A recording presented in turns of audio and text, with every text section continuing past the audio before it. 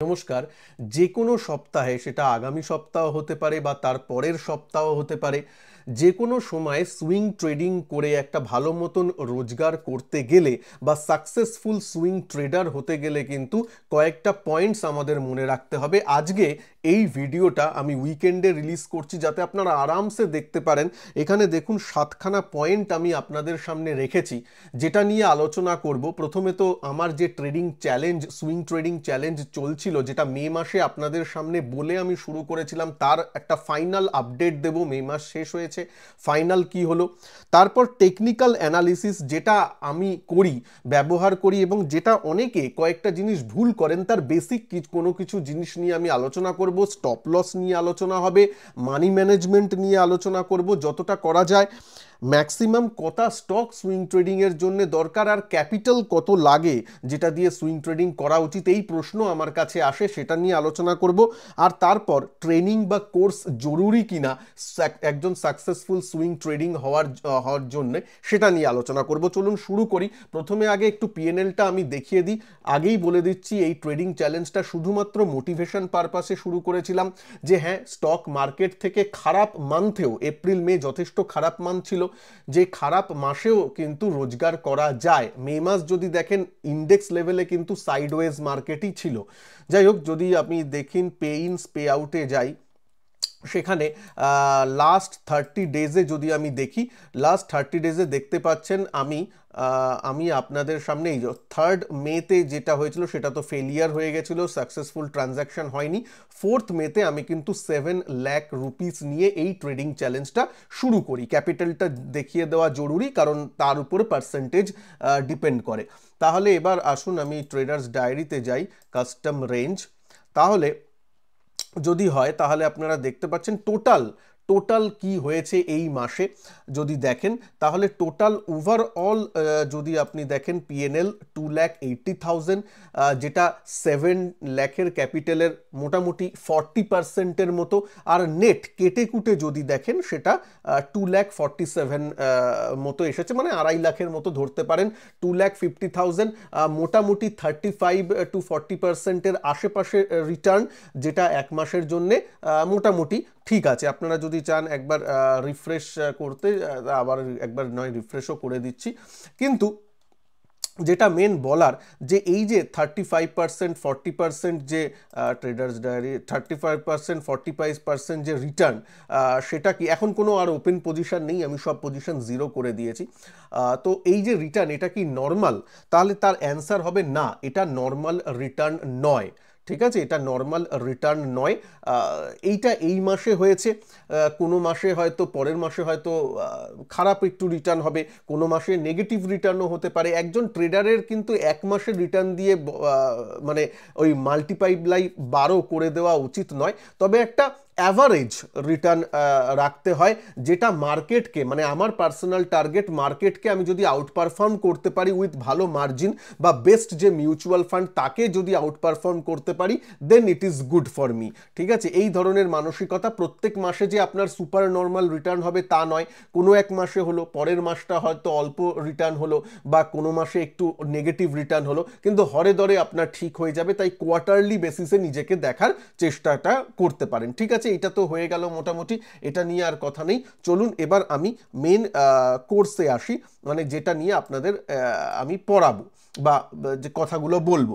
তো এখানে এখানে আমি আপনাদের জন্য একটু, হ্যাঁ, এই জায়গায় একটু নিয়ে আসি যাতে স্ক্রিনের মাঝামাঝি জিনিসটা থাকে।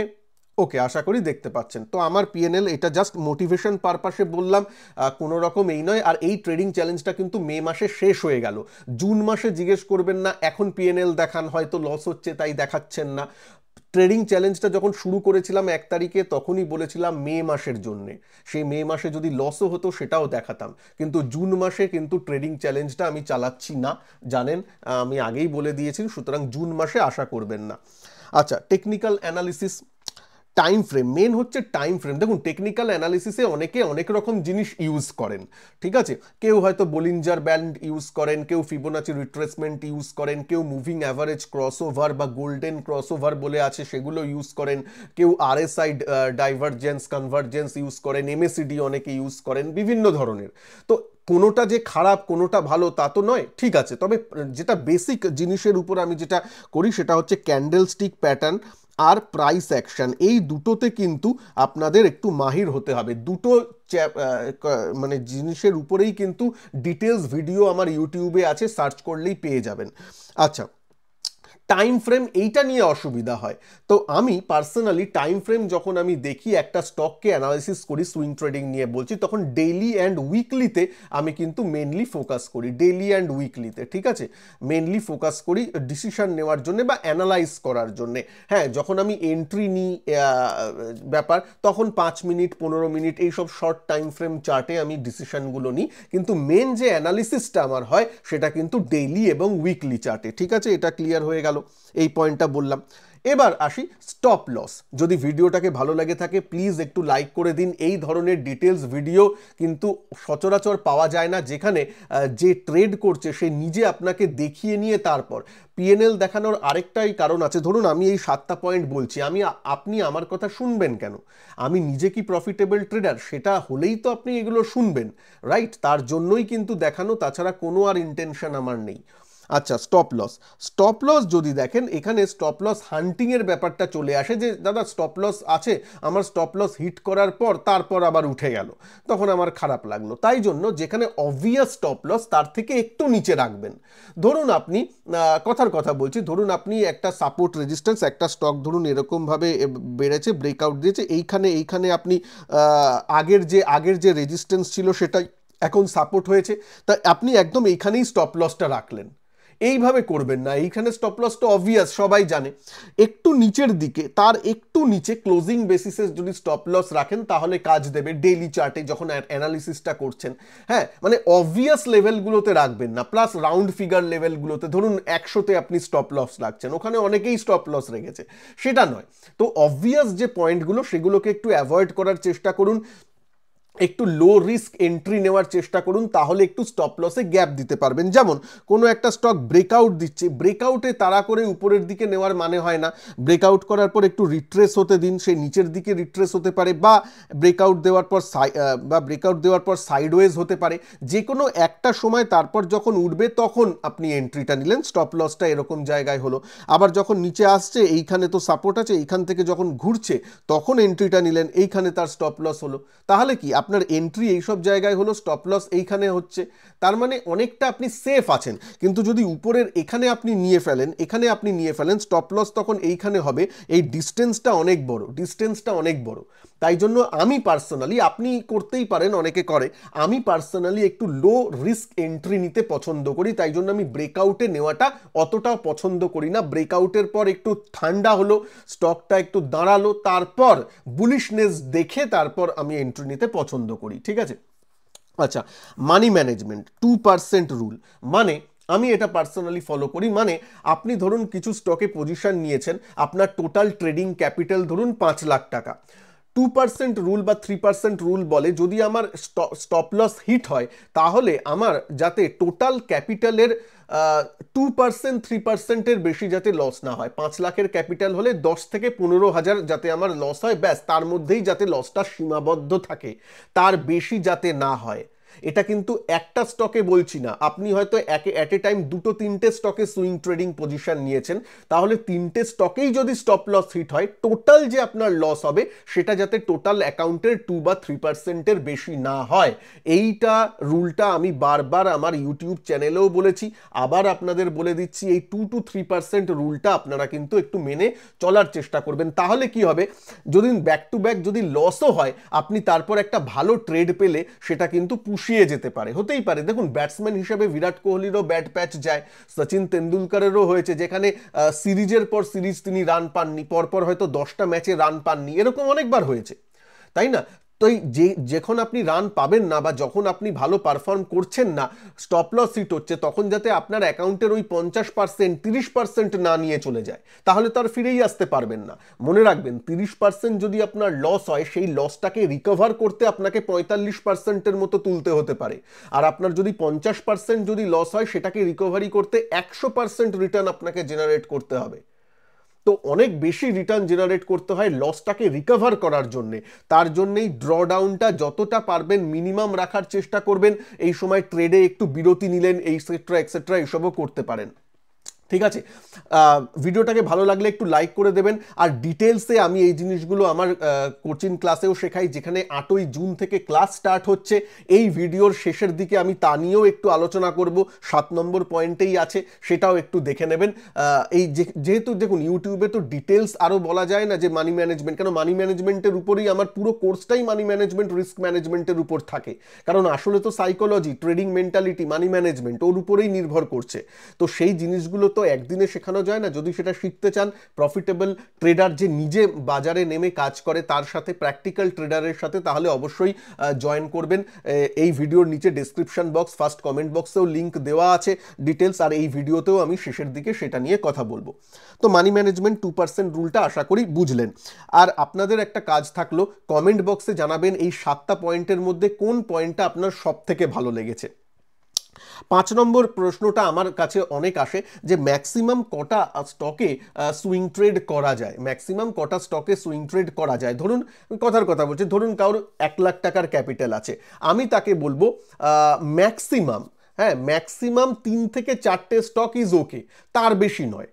কাউকে দেখি আমি যে 10টা স্টক নিয়েছে সুইং ট্রেডিং করবে বলে। দেখুন 10টা স্টক না, ওটা একটা ইনভেস্টমেন্ট পোর্টফোলিও টাইপের হয়ে গেল, ওটা ঠিক সুইং ট্রেডিং এর মতো পর্যায়ে পড়ে না অ্যাজ পার মাই ব্যাপার, মানে আমি যে পদ্ধতি অনুসরণ করি।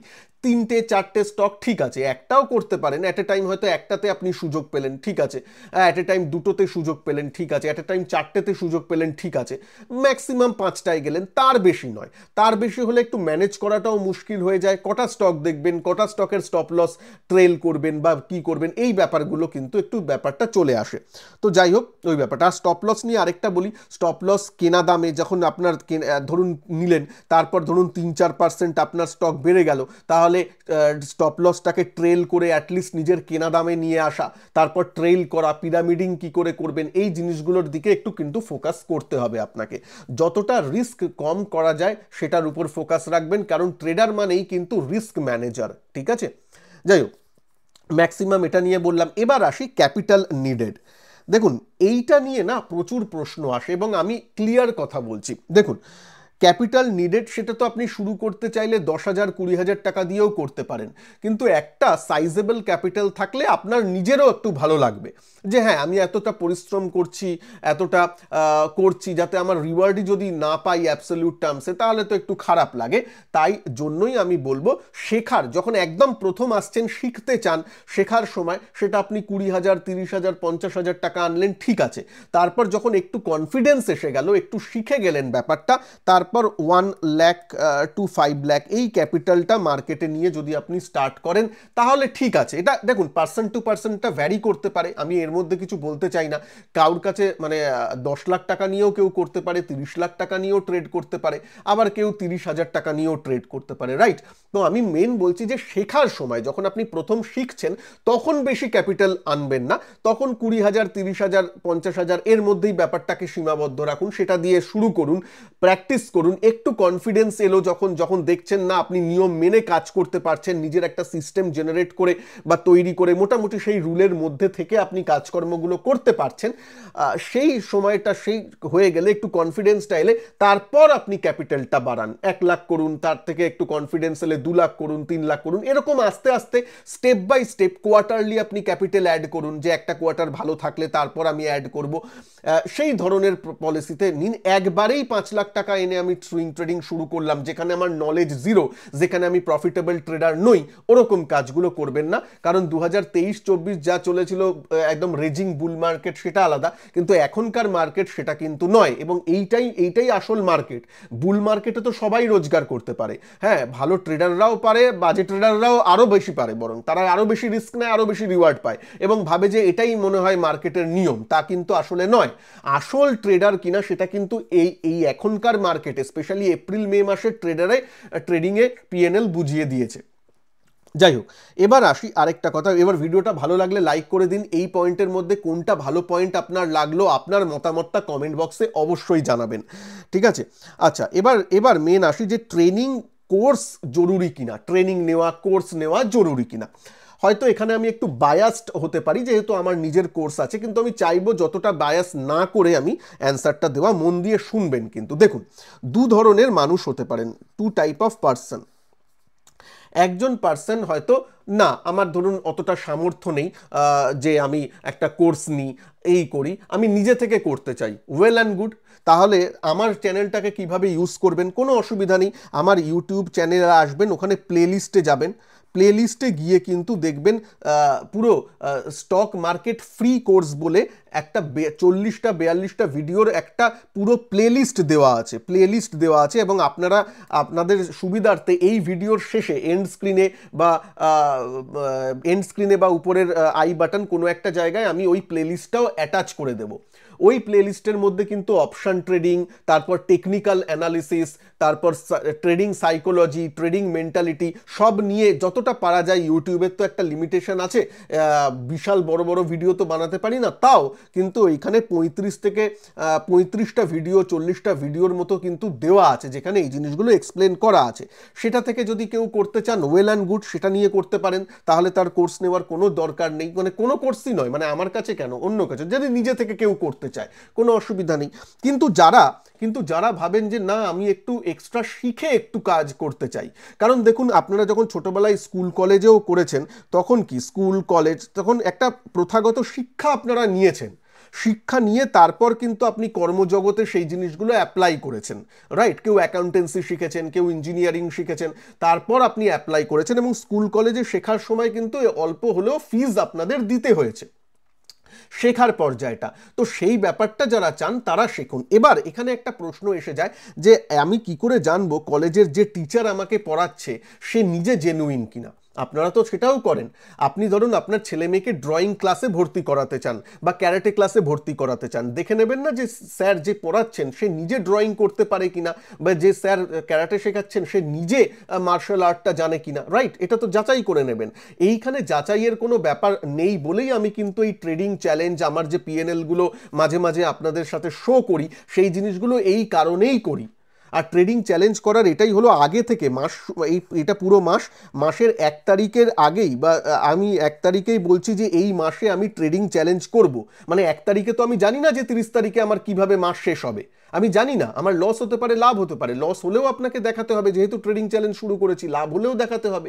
সুতরাং বলে নিয়ে যে করা, তার মানে কি, তার মানে নিশ্চয়ই একটু কনফিডেন্স লেভেলটা আছে আমার নিজের উপর, নিজের সেট আপ বলুন, নিজের সাইকোলজির উপর, তার জন্যই করছি। তাহলে এই যাচাই প্রক্রিয়াটা কিন্তু যে টিচারের কাছেই আপনি পড়েন না কেন সেটা কিন্তু করে নেওয়ার দরকার, বা যে ইউটিউবে আপনি ফলো করেন না কেন তাদের সাথে সেই ব্যাপারটা করে নেওয়া উচিত। আপনি তো বাজারে গেলেও আলু কিনতে গেলে টিপে টিপে কেনেন, মাছ কিনতে গেলে টিপে টিপে পরীক্ষা করে কেনেন। তাহলে যখন কোর্স নিচ্ছেন কারোর কাছ থেকে বা ইউটিউবে নিজের সময়টাও দিচ্ছেন, তখন সে নিজে এই জিনিসগুলো করতে পারেন কিনা সেটাও তো আপনাদের জেনে নেওয়াটা দরকার, তাই না? তাই জন্যই কিন্তু আমি ট্রান্সপারেন্টলি এগুলো করার চেষ্টা করি। যাই হোক, তো কাদের এই কোর্স নেওয়ার দরকার আছে? যারা চান যে একটু এক্সট্রা জিনিস একটু শিখে নিয়ে আমি তারপর বাজারে আসব, গাইডেন্স, একজনের গাইডেন্সে থেকে আসব, তাহলেই দরকার। দেখুন, এই জন্যই কোচিংয়ের ব্যাপারটা আসে, কোচ অ্যাজ আ মেন্টারশিপ। তাই জন্য আমি এখানে যখনই আমি পড়াই তখন আমি স্টুডেন্টদেরও বলি যে আমি তোমাদের একজন কোচ বা মেন্টার, ঠিক আছে? তো সেই হিসাবে ব্যাপারটাকে দেখতে হবে। আমি কোনো রকম টিপস বা অ্যাডভাইজারি সার্ভিস এসব কিন্তু প্রোভাইড করি না, কারণ এগুলো করে কোনোদিন কেউ শিখতে পারে না, কারণ মাঠে নেমে আপনাকেই খেলতে হবে। তো খেলার আগে ব্যাপারটা আমি শিখিয়ে দিই যে কি কি ব্যাপার, কি কি প্রোটেকশন নিয়ে যেতে হবে, হেলমেটটা কিভাবে পরবেন, সেগুলো যাতে একবার বলটা একটা বাউন্সার এলেও আপনার যাতে কোনো ক্ষতি না হয়ে যায়, ঠিক আছে, কারণ ট্রেডার হিসেবে লস লাভ লোকসান সবই আছে, আমারও এখানে অনেকবার লোকসান হয়েছে, তারপর লাভ হয়েছে। এই দিনেই যদি এই মে মাসেই দেখেন কয়েকটা রেড ডেজও আছে, কয়েকটা লাভের দিনও আছে, কিন্তু যখন লাভ হয়েছে বেশি হয়েছে, লোকসান হয়েছে সেদিন কম্পারেটিভলি কম হয়েছে, এরকম করে হরে ধরে টোটাল আপনি ম্যাচ জিতলেন কিনা সেটার উপর নির্ভর করে। ম্যাচ জিততে গিয়ে 50 ওভারের ম্যাচ, সেটা জিততে গিয়ে যদি 1-2 ওভার বোলারকে মেডেন ওভারও দিতে হয় তাহলেও ঠিক আছে, নিজের উইকেটটা বাঁচিয়ে রাখলাম, পরে তো লুজ বোলার আসবে, তখন নয় খেলবো। এই যে স্ট্র্যাটেজিগুলো, এই স্ট্র্যাটেজিগুলো আপনাকে তারাই শেখাতে পারবে যে মার্কেটে নেমে নিজে কাজ করে। তাই জন্য ওই স্ট্র্যাটেজি জিনিসগুলো, ওই মেন্টালিটির ব্যাপারগুলো যদি একটু শিখতে চান তাহলেই কোর্সে জয়েন করবেন, না হলে কিন্তু কোর্সে জয়েন করার দরকার নেই। আপনারা নিজেরাও ওই ইউটিউব দেখে করতে পারেন, সেখানেও কিন্তু যথেষ্ট শিক্ষামূলক ভিডিও দেওয়া আছে। ঠিক আছে, সুতরাং সম্পূর্ণ আপনার ব্যাপার। এবার আমি একটু বলে নিই, ভিডিওটাকে ভালো লাগলে একটু লাইক করে দেবেন। যারা কোর্সে জয়েন করতে চান সুইং ট্রেডিংয়ের, আর বেশি দিন নেই, 7 তারিখ 7ই জুন কিন্তু লাস্ট ডেট আপনাকে এনরোল হওয়ার, কারণ 8ই জুন থেকে ক্লাস স্টার্ট হয়ে যাচ্ছে, ফার্স্ট ক্লাস শুরু হয়ে যাচ্ছে। তো সুইং ট্রেডিংয়ের জন্যে গুগল প্লে স্টোর থেকে আপনারা আমার সঞ্জয় টক্স এই অ্যাপটা ইনস্টল করে নেবেন, SANJOY সঞ্জয় টক্স, যার লিঙ্ক এই ভিডিওর ডেসক্রিপশন বক্স এবং ফার্স্ট কমেন্ট বক্সেও দেওয়া আছে, বা গুগল প্লে স্টোর থেকেও এই অ্যাপটা ইনস্টল করে নিতে পারেন। ইনস্টল করে নেবেন, করে নিয়েই লগ ইন করলেই কিন্তু সুইং ট্রেডিংয়ের এই কোর্সটা মানে দেখতে পাবেন, সেখানে এনরোল করে নেবেন। এখানে রিড মোড়ে গেলে মানে কি কি পড়াবো সেটাও বলা আছে, রিড মোড়ে ক্লিক করলে আপনি আমরা হোয়াটসঅ্যাপের নাম্বারও পেয়ে যাবেন, সেখানে হোয়াটসঅ্যাপ করে যদি কোনো কোর্স সংক্রান্ত ডাউট থাকে সেটাও ক্লিয়ার করে নিতে পারেন। আশা করি কোনো ডাউট থাকবে না, আমি ওখানে লিখেই দিয়েছি কি কি জিনিস পড়ানো হবে। 8ই জুন থেকে ক্লাস স্টার্ট, তার আগে জয়েন করে নেবেন। ওকে, এটা ছিল মেন বিষয়। আশা করি আপনাদের এই সুইং ট্রেডিং চ্যালেঞ্জের এই পুরো বিষয়টা যেটা বললাম সেটা আশা করি ভালো লেগেছে।